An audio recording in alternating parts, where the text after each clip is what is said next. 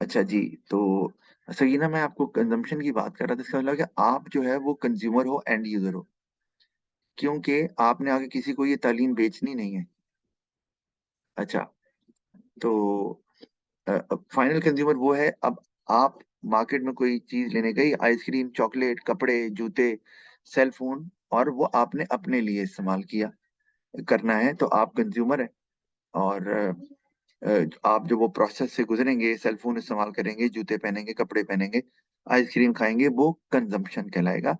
लेकिन ये बात आपको पता होनी चाहिए कि कंज्यूमर और बायर में फर्क हो सकता है। मतलब जैसे मैंने आपको एग्जांपल दी कि you have a birthday and your relatives buy a gift for you, तो वो जब बाय कर रहे हैं तो वो बायर हैं, लेकिन वो कंज्यूमर नहीं है, क्योंकि इवेंचुअली उन्होंने आपको देना है और आपने वो चीज इस्तेमाल करनी है। लेकिन नॉर्मली जब हम कंज्यूमर बोलते हैं तो हम कहते हैं वो बायर भी है, लेकिन there is a difference between a buyer and a consumer. हो सकता है बायर कंज्यूमर ना हो, और कंज्यूमर हो सकता है बायर ना हो।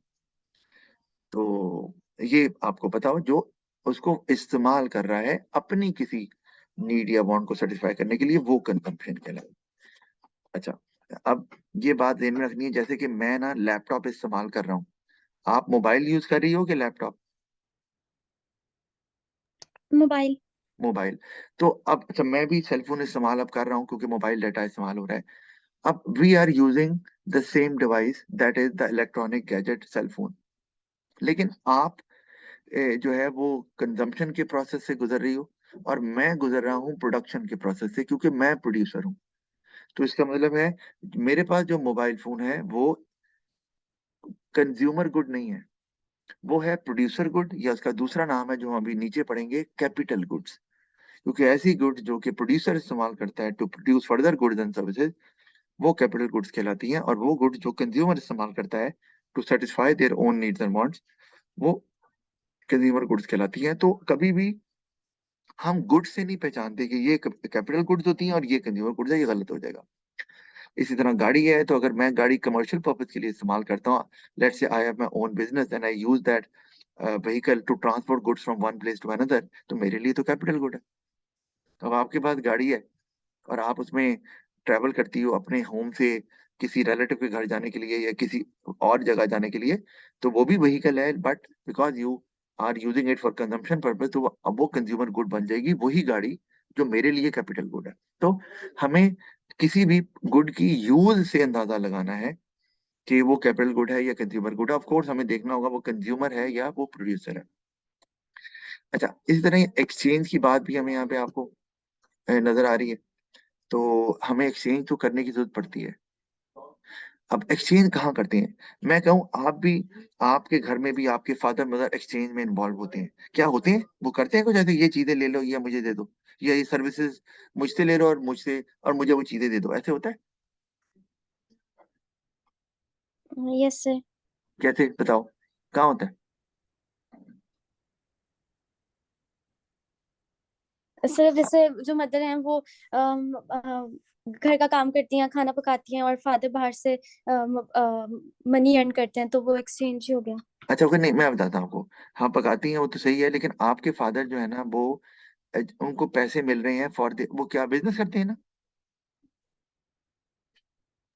Yes sir.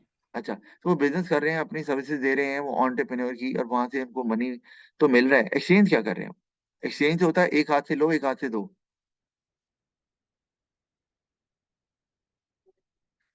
एक्सचेंज ना, मैं आपको बताता हूँ, एक्सचेंज हम इसी को बोलते हैं, एक्सचेंज तो आता ही इसी से है, एक चीज दे रहे हैं, एक ले रहे हैं। तो वो ये, अब मनी थोड़ी, पैसे तो आ रहे हैं, लेकिन पैसों से आप क्या लेंगे? पैसों से तो आप पैसों को खा थोड़ी सकते हैं। हाँ, पैसे तो खरीद सकते हैं। तो वो कारोबार से जो मनी अर्न करते हैं, आपने बताया, उससे वो चीजें खरीदते हैं, वही मनी दुकानदार को देकर, और वो फिर आपकी अम्मी को देते हैं, और आपकी अम्मी उसे घर में बनाती हैं, खाना पकाना जो भी करना है उन्होंने। तो ये असल में गुड्स एंड सर्विसेज की एक्सचेंज होती है। लेकिन बीच में वो मनी इन्वॉल्व हो जाता है, हम आगे भी पढ़ेंगे कि जैसे अगर मैं जॉब करता हूँ टीचिंग की, तो मैं अपनी सर्विसेज दे रहा हूँ, ठीक है, और सर्विसेज के बदले में मुझे मेरी मर्जी की चीजें मिल रही हैं। वो मुझे स्कूल तो नहीं दे रहा, ये बात सही है, लेकिन एक्सचेंज हो रही है इनडायरेक्टली। कि मैं सर्विसेज दे रहा हूँ, उसके बदले में मुझे I am getting my salary, और with the help of that salary I am able to buy those items which I require for my home और फॉर माई फैमिली। तो एक्सचेंज तो हो रहा है। अगर देखा जाए तो अगर मैं मनी को हटा दूं तो एक्सचेंज क्या हो रहा है, मैं सर्विसेज देकर जो कि स्कूल को चाहिए, मैं वो चीजें हासिल कर रहा हूँ जिसकी मुझे जरूरत है, मेरी फैमिली को जरूरत है। तो ये एक्सचेंज नजर आ रही है। सर्विसेज के बदले में मैं अगर अपनी बात करूं, मैं गुड्स ले रहा हूँ। तो एक्सचेंज तो डेली लाइफ में एक्सचेंज बहुत चलती है।